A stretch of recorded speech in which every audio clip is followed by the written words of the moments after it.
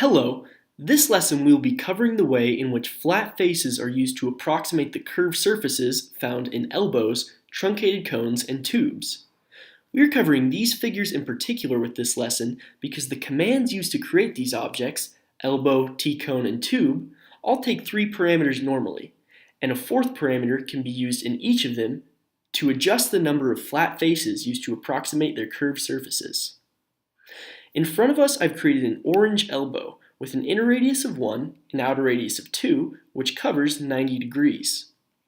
Look at it closely, and you can see that there are many smaller flat faces that make up its curved surface.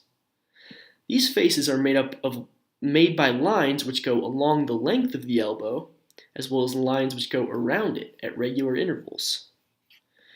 We control the number of faces used to approximate this smooth surface by controlling the number of each of these sorts of lines. We do this by putting a list made with square brackets and 2 entries in as the 4th parameter to the elbow command. The first of these entries represents the number of divisions around the elbow, or straight segments which make up the elbow. The second represents the number of these lines which go along the elbow from one end to another. Let's give our elbow a 4th parameter of, between square brackets, 2 and 6, so that you can see what I'm trying to explain to you better.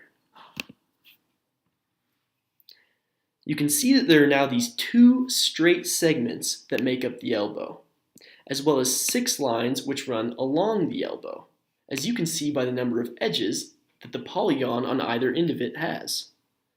If we put a higher number here as the second item in the list, say 40, and then run our program, then we can see that these 2 straight segments that make up the elbow get much rounder and much smoother. Then if we put a higher value as this first item in the list, say 15, and then we run our program,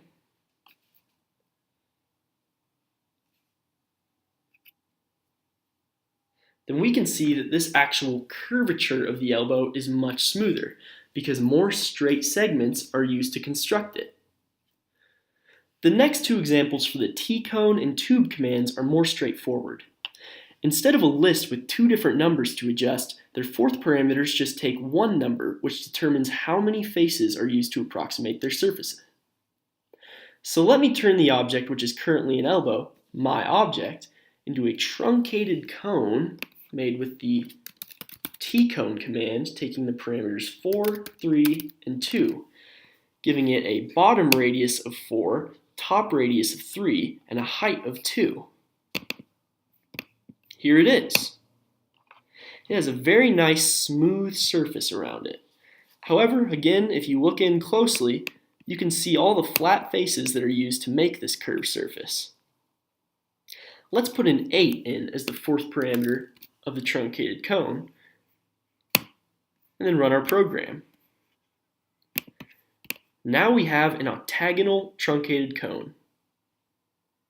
For our last example, let's make a tube and adjust the number of faces which make up its smooth outer surface. Let's turn my object here into a tube using the all caps tube command with an inner radius of 1.8, outer radius of 2, and a height of 2. And then let's run our program. Here is our smooth, hollow tube. Of course, if you look closely, you can still see the flat surfaces which make up the curved outer surface. Let's make the tube octagonal by putting in an 8 as the 4th parameter, and then running our program. Now we have a hollow octagonal prism that we made using the tube command. So to summarize this lesson, remember a few things. Firstly, remember once again that all curved surfaces are approximated by large numbers of flat faces. Also know that this group of 3-dimensional objects, which are made with commands that take 3 parameters, being elbow, T-cone, and tube, also can take a 4th parameter to adjust this number of faces. With T-cone and tube, this 4th parameter is just an integer which directly tells the command how many faces to use.